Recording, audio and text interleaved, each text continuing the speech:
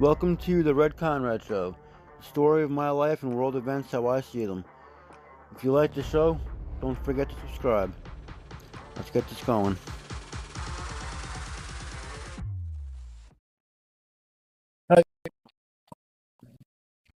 No, here's a brief update on how things are going. As you all know, about a week ago now, we had a major cold front that came across the country. Even parts of Florida got snow. I was freezing my ass off, like other people down here. I did bitch a little bit about how cold it was, but we since warmed up, upper 60s, lower 70s, and let me tell you, I'm already not looking forward to fucking summer. Those of you who've been following my show all along know how I wound up in this situation. So I really didn't have all that much time to prepare, and I ultimately chose to go into van life. Um, more nomadic lifestyle. I will be in a couple months. I will be working my way up north, um, doing jobs here and there, and visiting my family in between. But there's still things I got to do with my van, and other things I got to take care of my local area before I can do all that. But like I said, it's only upper 60s, lower 70s so far down here, and my van is already turning into a fucking oven. Now, granted, I was ill prepared, um, but I'm trying to do what I can, what I can when I can. Now, since the first day that I started getting hot, and my van was literally coming like an oven, I finally went out and got sunshades for the windshield. Of course, none of the sunshades, they're either too big or too small for my windshield. So I got two. I have the flatter ones, the ones that unfold in two different parts. That's the first layer up against the windshield, right? I have that up higher, so it covers most of the windshield. And then I have the regular accordion style visor that's not tall enough, and just barely wide enough, tucked down behind it, down lower, so it covers the lower part of the windshield, but at the same time, it holds the other sunshade up in place. So hopefully, I can get the maximum effect of the sunshade with it, pressed up against the windshield instead of, with just the one. It wouldn't fit properly and stay in place. And so it was giving a lot of the bottom part of the windshield of the dashboard exposed. That it wouldn't stay snug up against the windshield. Anyways, so that was quite a few dollars right there. I got a name brand sunshade, the two-part sunshade with a name brand, and then I got a cheaper brand, but the better quality of the cheaper brand, for the accordion style that's behind the name brand, and to make sure it's pressed up against the glass and cover the lower part of the windshield. And then I got UV screens for my rear windows and for my front windows. Of course, the ones I got for my front windows, I thought they were going to fit better than they do, so I got to get more of those when I can. And I still got to get a UV screen for my hatch window. So I got sunshades on the back window. My front windows are partially sunshaded. I do have my middle windows covered, but those got to get redone so it looks better. But for now, they are covered. So the van, for the most part, is shaded, right? But still hot. So I got a rechargeable fan, mini fan. It does an okay job, blowing directly at you. Depending on the speed you use, depending on how many hours it can last. So from low to high, They say it can go anywhere from like 10 to 40 hours on one charge, depending on the speed you use. And then it only takes 2.5 hours to charge. Unfortunately, I got to run my vehicle charge the fan. The fan will probably charge, as I got to drive around, make my deliveries and whatnot. Fan will be plugged in the charge. But I figured, on top of getting more UV screening for my front windows, and some kind of UV screen for my hatch window. On top of that, I figured just keep enough air circulating on the interior of the van, I need at least 3 more mini fans. There is a cheaper rechargeable fan than the one I have that I'm probably gonna get for up front, so place it up front and have it blow towards the back. And then I'm gonna have another battery operated mini fan hanging from the top of one of the middle doors, kind of blowing across the van. So I got where the handles are, up on the ceiling, blowing across the van. And then I'm probably gonna have another one in the cup holder in my third row, blowing across the third row. So you'll have one fan blowing towards the back, one fan blowing from one side to the other side, and then you got the fan I currently have that will blow from one side to the other side, and then you got the one in the third row that will blow across the third row from one side going across the other side. And hopefully that'll keep things cool enough. Now the only thing is the fan I have now, which did cost me a little bit of money, like I said, depending on the speed, 10 to 40 hours, depending on the speed. So I figure I'm probably only going to get like 10, 15 hours out of a charge on it before I got charged. The other rechargeable one I'm going to get, different brand, a little bit cheaper, a little bit smaller, but it'll fit where I want it to go. And it does have decent reviews on it as far as, how well the air blows. So that one, unfortunately, said, according to reviewers, it could take, forever, comparatively speaking, to the one I have now, to charge. And that one also lasts dramatically less time on a full charge. That one says on a full charge, you can get anywhere from like 5.5 to 20 hours, depending on the speed. And then obviously there'd be the 2 battery operated ones. The one that's going to go up on the ceiling will be running on 1 AA battery, and then the one in the third row is 2 AA batteries.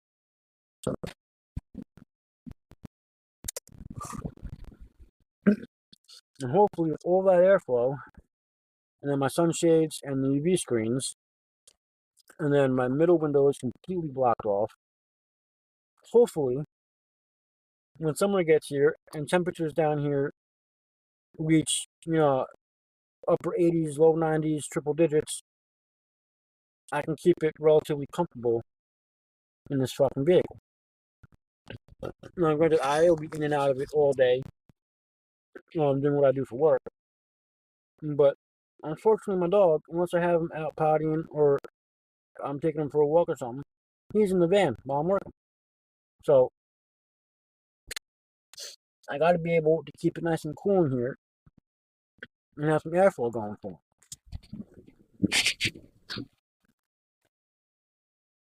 Now, there's a lot of YouTube videos, and from what I've heard in the community, people are even doing it on Instagram and shit, talking about how glamorous it is to live a nomadic lifestyle or to live the van life, whether you're in a van, a car, a schoolie, an RV, whatever. And granted, yes, it can be glamorous if you prepare for it. If you choose to do it, you pick out a vehicle you want to live in, you customize it the way you want to customize, and you're all prepared, ready to go for day one. It can be pretty glamorous. I mean, you're gonna have your hiccups. You're gonna have, your maintenance you gotta do here and there. So that there are still ugly things about the lifestyle that's gonna come up. But those of us who are more or less forced into it, for two different situations, different circumstances. Again, if you've been following my show, you already have a good idea of how I got here. If you're new to the show, go back listen to older episodes, and you'll find out what happened to me and how I chose VanLife. So long story short, I chose to embrace the VanLife as a way of making a very bad situation a little bit easier for me to handle, for me to deal with mentally and emotionally. And unfortunately, right now, I really don't have too many fucking options. So I'm more or less preparing my van and doing what I got to do as I can, because there's still bills I got to get paid. There's still other shit I got to take care of. I'm trying to take care of. There's still repairs that I got to get money up to do. It's not fucking easy, and it certainly ain't fucking fun. It brings me right back around to these arguments that's erupting all over the different groups. At first, people seem to say that the term van life became an umbrella term to encompass not just van lifers, but the schoolies, the RVers, the boondockers, the car campers. And then the line started to blur as more people forced into homelessness that have a vehicle, basically doing what I'm doing, using van life as a way to make a bad situation a little bit easier to tolerate, or through homelessness and living out their vehicle, just got accustomed to it. Figured, well, it's easier to do. It's cheaper, and so they just do it. And like I said in a previous episode, I know somebody that was living out of their SUV for a couple months when he lost his place, got a new place, and within 3 days he missed living in the SUV. He felt that his one bedroom, really no amenities, fucking apartment was too big, and so he got rid of the apartment, went back to van life.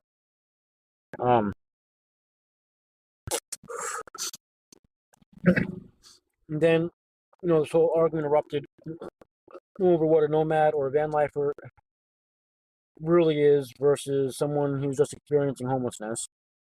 And now it seems to have erupted even bigger than that, where boondockers are trying to separate themselves from the rest of the van life community, and then, yelling amongst themselves what boondocking actually is.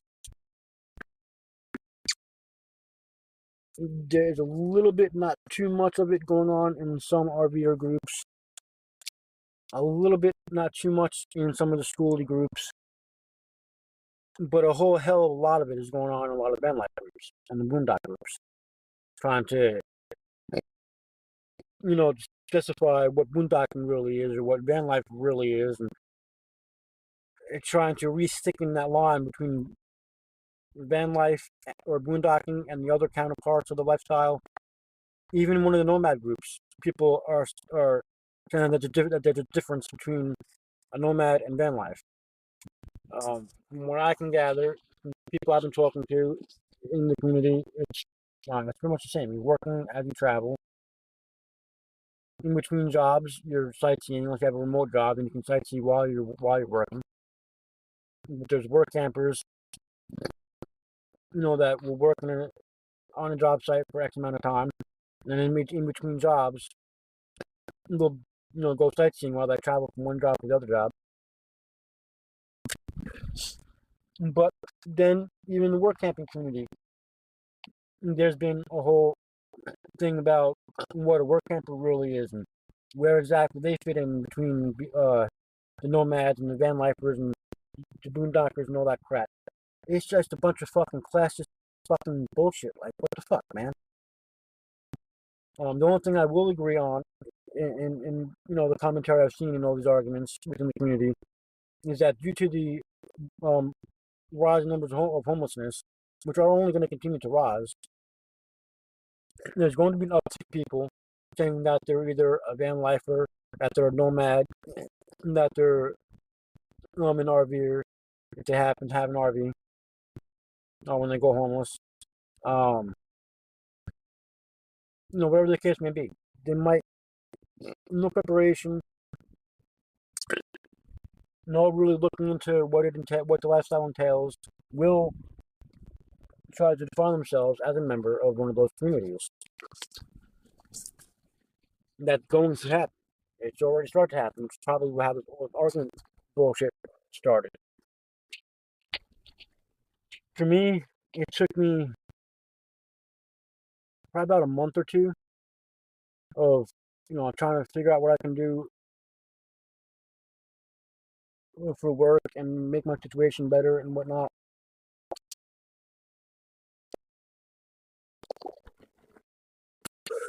Before I ultimately embraced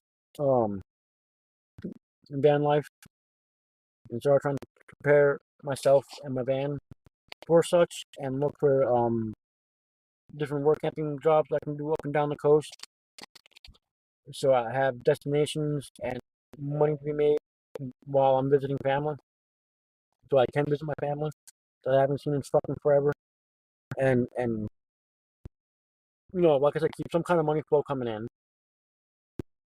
And just let it have everything that happened to me the past couple of years be a little bit easier for me to deal with mentally and emotionally. Yeah, in the very beginning, I did have a couple mental breakdowns and a couple emotional breakdowns. I've had a couple since then, but there's farther and fewer between. But all this shit is just, having a good days, having bad days. And like I started out with this episode saying, I'm having a bad time right now because I'm realizing how fucking crappy I'm prepared for the heat in the South. And I gotta rush to make sure everything is ready to go so I can stay comfortable in here, dealing with the heat, dealing with work, doing what I gotta do. I had to rush out and spend money I couldn't really afford to spend to get the little bit that I got, just to fucking realize that it's really not enough. And I'm looking at roughly another $70, $80 to finish UV protecting all my windows, the fans, the batteries, at least the first couple batteries, first package of batteries. Should be able to fucking load and reload the fans at least twice, maybe 3 times. Depending on how big of a package I get. And then obviously I'll have to keep on buying more batteries around the batteries for 2 of the fans. And obviously there's the extra gas cost for fucking running the vehicle to fucking keep the rechargeable fan charged, my phone charged.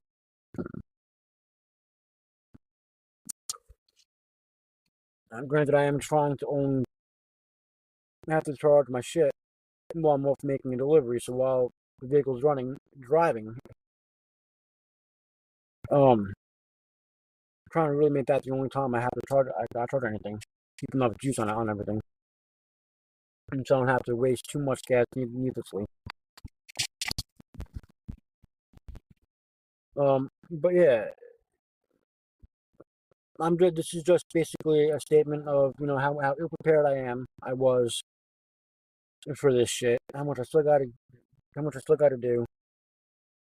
Make sure I can fucking bear out heat coming in the summertime. Well, while I'm fucking stressing, keeping these fucking bills paid, getting the repairs done I gotta do, and start my fucking traveling up north, which hopefully happen, in the next couple months. I'm trying to start my trek up north, start working up there, and visit family in between, either by April or sometime in April. But with the repairs I still gotta do, and other things I still gotta take care of. Right now, out of strictly being stressed the fuck out, I don't know if that's gonna happen or not. I'd like it to, but these repairs gotta get done. First and foremost before I start traveling. But I also got other things I got to take care of.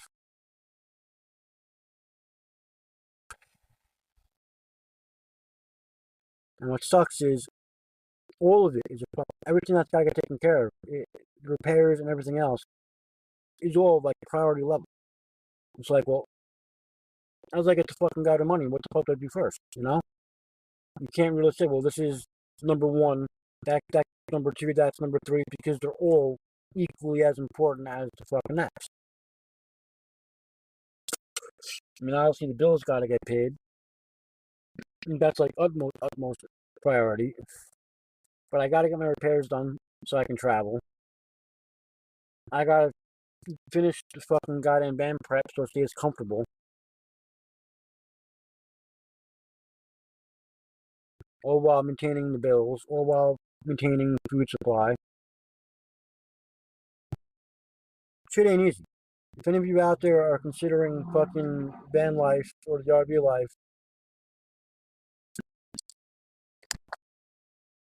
really think about it. Really look into everything that's involved between how to stay warm when it's cold, how to stay cool when it's hot. Choose proper fucking vehicle that you think you're gonna need for the living space. Get it all prepared the way you need it to be, storage wise. You know, area for your pantry, all that shit. Make sure it's set up the best it can be before your day one of van lifing it or RV lifing it. Make sure you have everything you need all taken care of, ready to go. Especially if you're van lifing. There's a lot of RVs that come, pre-kitchen. So you already got a kitchen, you already got a bathroom, you already got a sleeping area in the RV. So this is particularly for your car campers and your van lifers. Make sure you have a vehicle big enough that you can live in. You got the right amount of storage space, pantry space, everything you fucking need. Make sure you got everything you're gonna need to keep warm when it's cold out, keep cool when it's hot out. At least, to the best of your knowledge, what you're gonna need. Because obviously, when the cold temperatures come or the hot temperatures come, you might discover things in the heat of the moment that you should have done to prepare. That now that you're in the situation, you see that you need, but try to be prepared best you can before your day one van life in it. Shit's gonna come up, and you don't want to be as ill prepared for it as I was.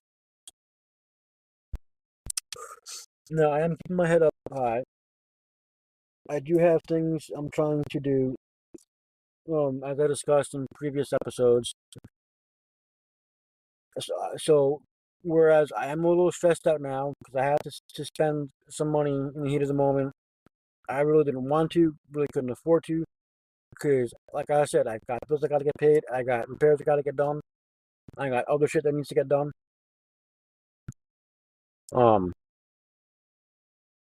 But I'm pretty confident I can get through this.